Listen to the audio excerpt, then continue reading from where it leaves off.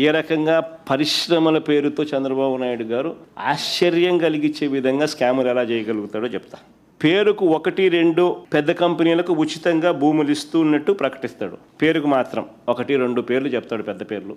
వారికి ఉచితంగాను 99 పైసలకి భూములు ఇస్తా ఉన్నట్టుగా ప్రకటిస్తాడు. ఆ ముసుగులో వేల కోట్ల విలువైన భూముల్ని ఇతర తన మనుషులకు, తన బినామీలకు కారు చౌకగా ఇటువైపు నుంచి ఇస్తాడు. పబ్లిసిటీ ఏమో వాళ్ళ పెద్ద కంపెనీల పేర్లు 1-2 పేర్లు అవి మాత్రం చెప్తాడు. రూట్ చూస్తే ఈ పక్క ఎల్లయ్యలకు, పుల్లయ్యలకు, ఈ పక్క తన బినామీలకు కారు చౌకగా స్కాములు చేస్తూ డబ్బులు ఇచ్చుకునే కార్యక్రమాలు. విశాఖపట్నంలో దాదాపుగా 2,000 కోట్ల రూపాయలు విలువ చేసే దాదాపు 14 ఎకరాల భూమి 99 ఏళ్లకు లూలు గ్రూప్కు లీజుకి ఇచ్చినాడు. ఎలాంటి టెండరు లేదు, ఎలాంటి ఆక్షను లేదు. కేవలం కంపెనీ రాసిన లెటర్ ఆధారంగా ఈ భూములు వాళ్ళు మాల్ కట్టుకునేదానికి ఈయన ఇచ్చినాడు.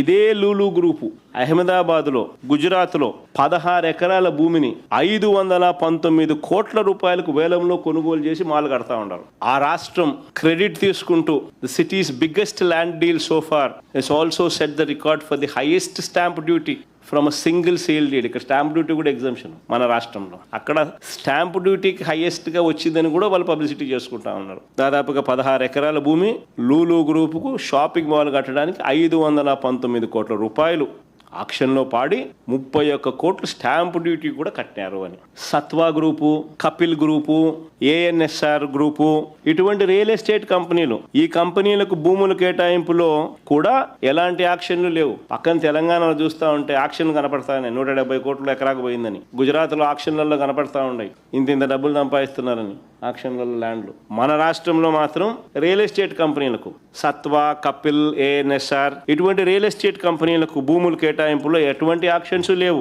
ఈ ఒప్పందాలు ఒకసారి చూస్తే ఈ సత్వాకు కానీ, కపిల్కి కానీ, ఏఎన్ఎస్ఆర్కి కానీ ఎకరా 50 కోట్లు విలువ చేసే భూములు వీళ్లకు కేవలం 1.5 కోటికి ఇచ్చినారు. సత్వాకు 30 ఎకరాలు, కపిల్ చిట్ ఫండ్స్ వాళ్ళకు 10 ఎకరాలు, ఏఎన్ఎస్ఆర్ వాళ్ళకు 10 ఎకరాలు, ఇంకా రహేజాకైతే మరి 99 పైసలకి. అన్నిటికన్నా ఇంకా పెద్ద స్కామ్ చెప్పంటారా ఇక్కడ? ఒకవైపున భూములు కారు చౌకగా ఇవ్వడమే కాక, ఎలాంటి ఆక్షను లేకుండా ఇవ్వడమే కాక, మరోవైపున ఏం చేస్తా ఉన్నారో తెలుసా? ల్యాండ్ యూస్ కన్వర్షను, ల్యాండ్ యూసు వీళ్లకు 40%, 50% మిక్స్డ్ యూస్కు వీళ్ళకు చేసుకునేదానికి స్వేచ్ఛనిస్తూ, మరోవైపున వీళ్ళు బిల్డింగులు కడితే స్క్వేర్ ఫీట్కి 2,000 రూపాయలు వీళ్ళకి తిరిగి గవర్నమెంట్ ఇస్తుందట. ఇది నిజంగా బొనాన్సా కాదా? ఎవడన్నా రియల్ ఎస్టేట్ వ్యాపారస్తునికి ఈ మాదిరిగా ఇస్తారా మీరు? Page number 16 IT and GCC policy 4.2 incentives for infrastructure developers అని చెప్పి వీళ్ళకి వర్తింపజేస్తూ ఇది పెట్టినారు. 50% క్యాపిటల్ సబ్సిడీ అంట, మాక్సిమం ₹2,000 పర్ స్క్వేర్ ఫీట్ అంట, పేడ్ ఓవర్ 5 years అంట.